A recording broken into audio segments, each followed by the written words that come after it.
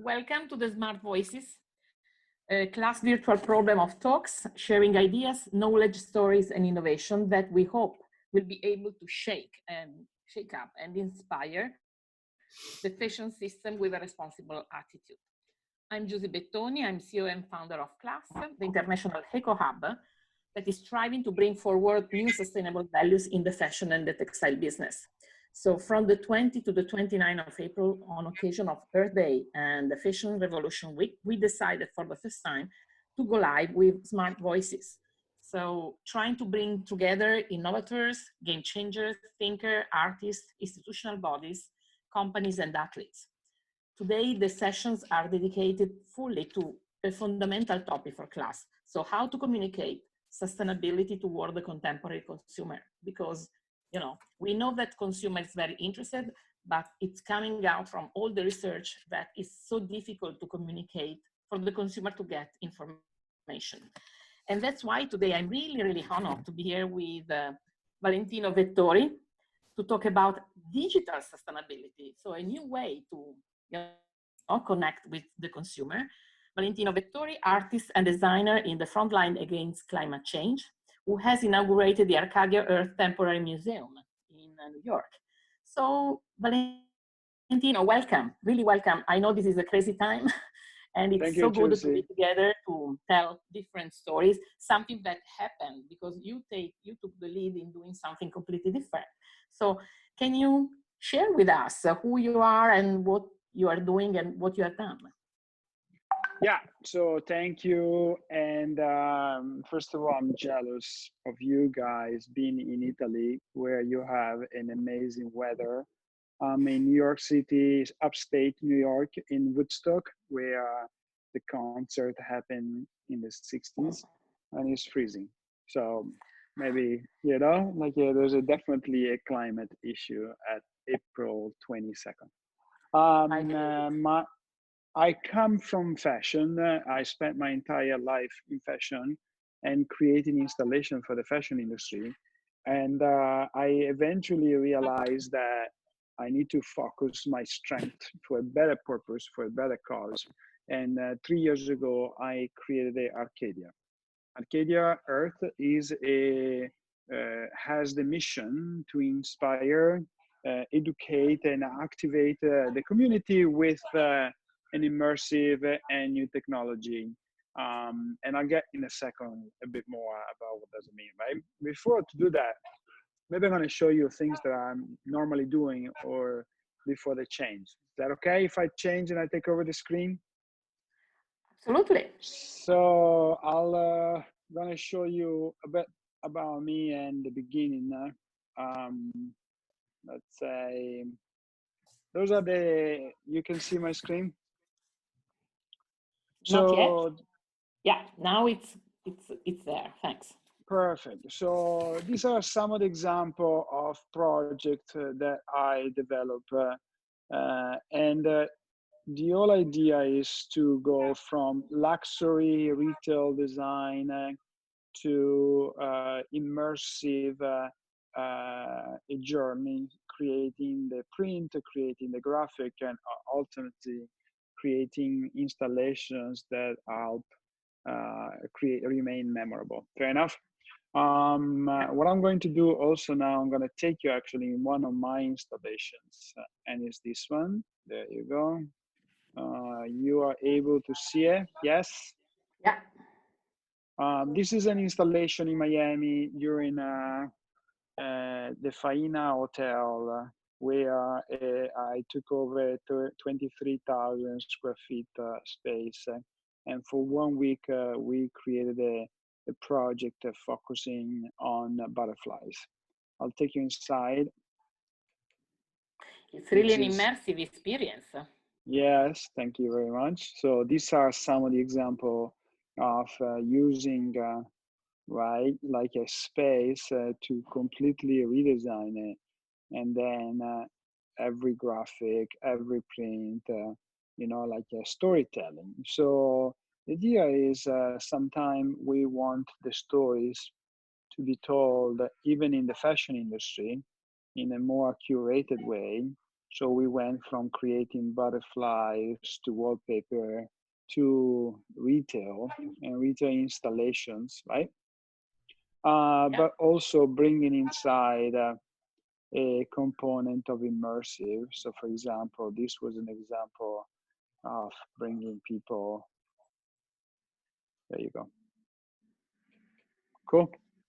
So, so this is like a part of the journey, but at the same time, it's a journey that begin by putting into place my skill. And okay, that's easy. And then 3 years ago, I went to an event called Summit Series. I don't know if you guys are familiar with that. It's like TED. It happened once a year. It's in LA, and it's probably one of the most innovative community. And I created an installation called the Future of Retail. And when I finished the installations, I had the opportunity to go visit the talk. And I went in one room, and there was Elon Musk that was presenting his, travel to Mars and how the future is on another planet. And then we went into another room, and there was Jeff Bezos. He's also going to Mars, and I thought it was very interesting because both of the biggest entrepreneur of planet Earth are taking billions of dollars and tons of energy to try to go to a planet which is very far away, and maybe in 100,000 years, or maybe in 500,000 years, or maybe in 5 million years, we will have one tree. And so my point was like, why don't we fix what we have here? We already have something that is incredible. So I had a chance to go and visit the last room where there was Paul Hawkins, who presented the book Project Drawdown. Are you familiar with it? I heard about it. Yeah. So I suggest everybody to go on Amazon and to buy a book. It's called Project Drawdown. I think it's like, I don't know, 15 euro or even less. And it's literally 200 solutions to reverse climate change and to actually be profitable by doing so. So for me, it was kind of shocking, and also shocking to see the people that want to escape planet Earth investing billions of dollars, and a lot of people in the room, and those that want to save planet Earth actually not spending money but making money, but the room wasn't that full as the other. So I met with Paul and I asked, what do you think is the problem? And we realized that there are two problems. The number one is people are always disengaging because the communication is always negative. And the last one is that you have, like a misconnection, because what can I do? What is the things that I can do as a person? So Arcadia eventually was a project that I dedicated it by being positive and telling people what to do. So that's the story. Maybe a little longer than you expected. I don't know. Well, that's very interesting, and it's great because you start from many perspectives that has taken me to have class as well. To activate people, to be a reason to start doing something, because a lot of people want to do it, but sometimes they have no idea where to start, even at company level. So, augmented reality and digital technology. How do you think this technology that you played very well in Arcadia Earth, because that's what it's about, to deliver sustainability messages? Because I've been part of many, different exhibition about, exhibition events about sustainability, but I can see that a lot of time is very difficult, to visualize something that is not just an organic cotton or an ecologic thing, is carrying new values that are completely different from the past, but really values that the consumer is looking for. How to use them? How did you use the technology in order to help carrying the messages? Okay, so I think there's a three components. The first component is did you know, right? It's an expression. Do you know? Like, what is the problem? And And I think that that's where we have to be humble. I don't know anything about sustainability, maybe now a little bit more than in the past. But when I started it, I decided to go to ask for help to the people that knows. So I partner with a couple of nonprofit organizations. One is Oceanic Global for the ocean. The other one is WWF for the land. And we realized what was the problem. So understanding what the problem is. And then the centerpiece is like what Arcadia is about is inspire people. So how do we inspire and who is our target, right? So, and it's funny because for climate change, target is everybody. You can't discriminate. So you have to be very commercial. And to me, it was a challenge. Is like, how am I commercial? What is the most commercial thing to do right now? Instagram, right? That's how the story currently is told. And so I had to create something that is Instagram friendly, Instagram maniac, like, wow, I want to go there. So the first things we do, we created an installations. There was an Instagram mausoleum, you know? And then at that point, the last part of the component was like, you can help. And so making the content and the information so simple for people to understand, and telling them literally, you can do these 4 things and it will have an impact, okay? So what I'm going to do now, first of all, before I do that, I show you about the technology. I'm going to take you inside Arcadia in New York City, and I'm going to show you an example of one room, yes? So absolutely. Let me share the screen again. I'm going to take it from here, and we're going to go inside here, close that, Arcadia Earth, New York. Okay, hold on a second. We're gonna remove this. Oops. Oh my God, sorry. There we go. Okay, so Arcadia in New York, it's a 15,000 square feet exhibit. So it's literally like the equivalent, 1,500 square meter. Is divided into 3 floors, and the top part is the ocean. So I'm gonna go there for you to see. And one example, I'm gonna use this room. This is, we call it a water diorama. Okay. And so the concept was like, wow, but like if I'm on the, what is the problem? And I'm gonna take you right here. And this is the example. Fair enough? Yeah. Oh, okay. So I'm gonna start by saying the line number 2.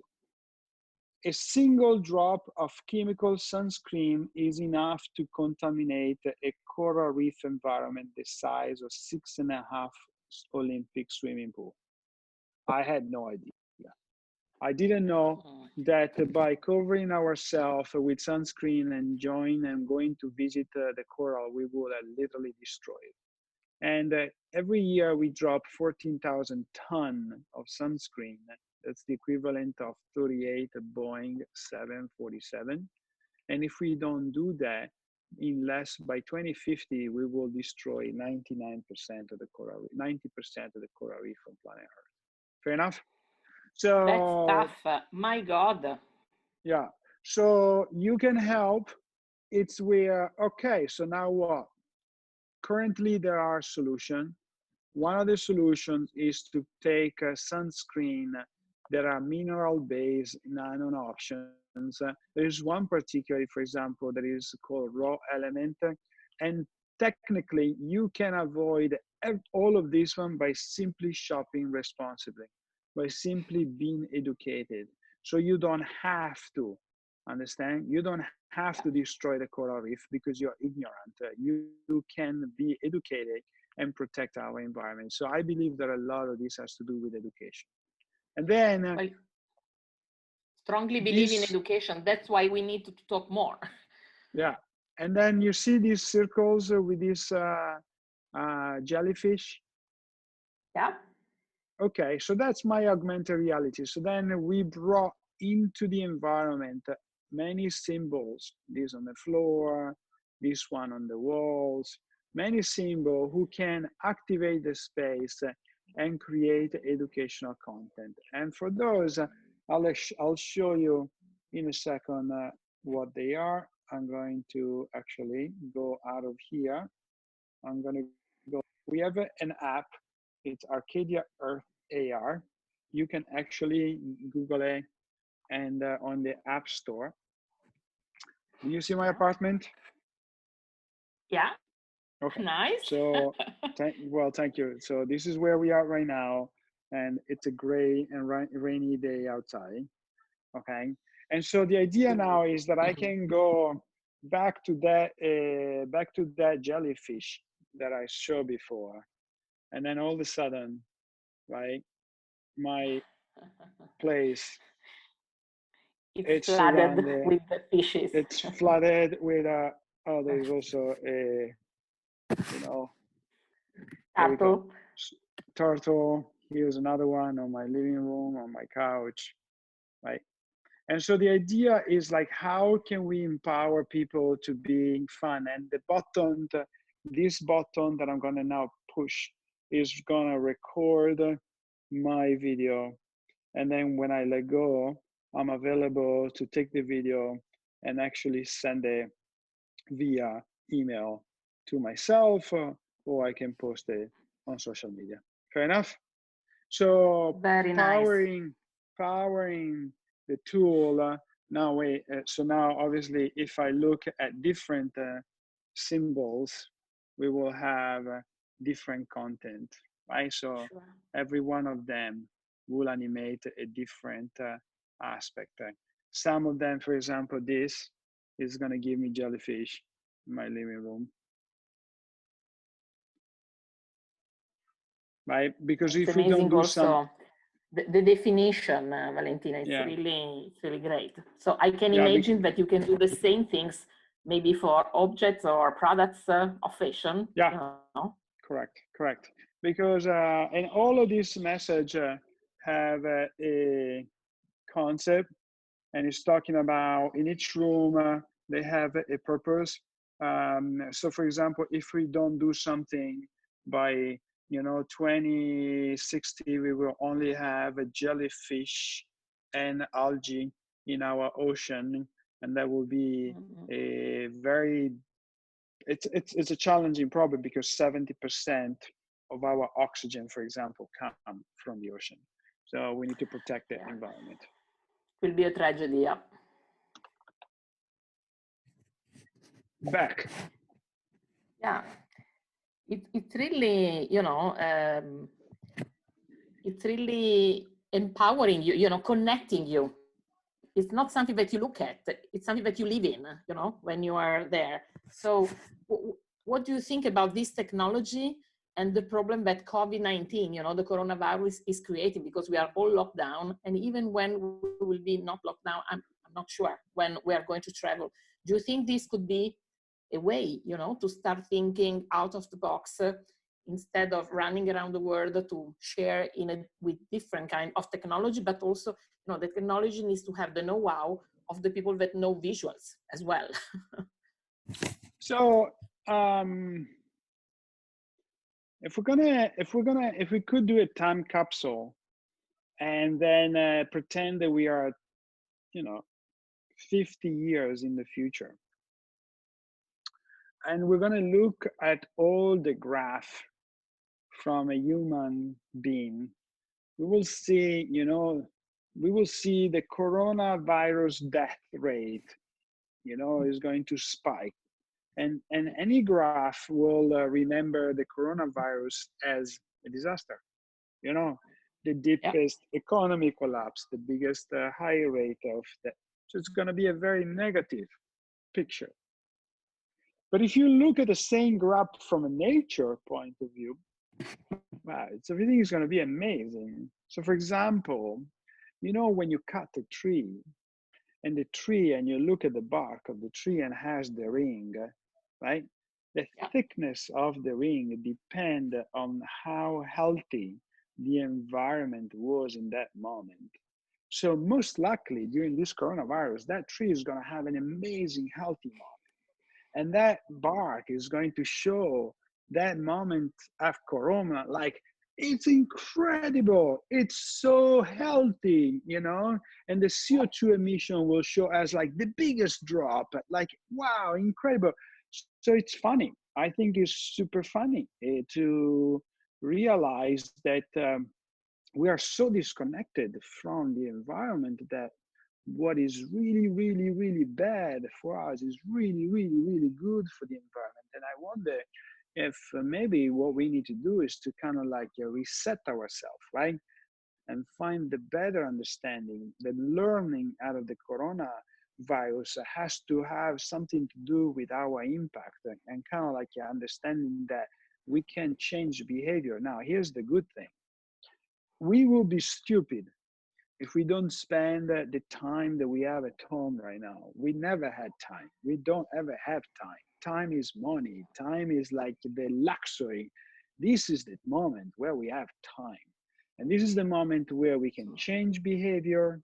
This is the moment where we can reinvent solutions, be more responsible. So for me, what I'm looking forward is how am I going to take my mission and have the time to rethink it so that after COVID, for me, COVID, bottom line is there's no after COVID. This is the new way of being. And if we don't arrive to that, then we missed out the opportunity. We didn't learn our lesson.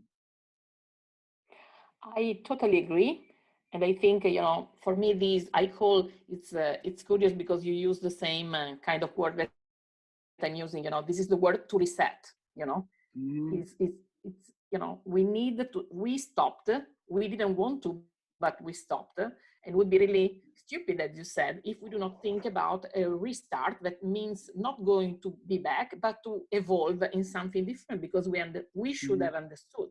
But what do you think, you know, because you live in another environment, which is the feeling of the new way to think about the consumer, about the government, you know, generally speaking? Because I have seen that sometimes it looks like in this moment there is a deprioritization about sustainability matter or climate change matter, but for me it's part of the same context. You know, someone really strong accelerating the path because it's really it's really understood that we cannot go very far, you know, also as a human being, apart from having destroyed all the rest. But someone look like is accelerating, but someone look like saying, okay, I will think of sustainability later. What do you think about this? You have the same feeling? I don't think,